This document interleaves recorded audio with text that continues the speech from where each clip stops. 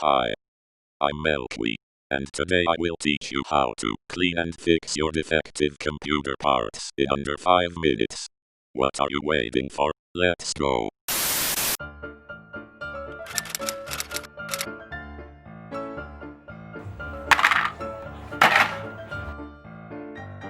Rinse it with water.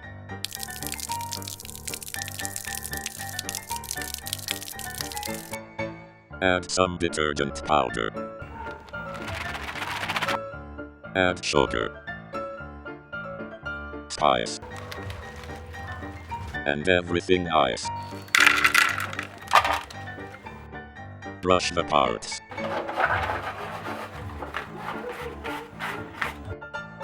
Wash it with water.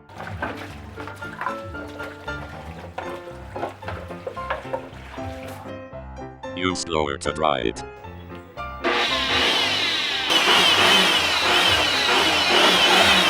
Now install it back into your computer and pray.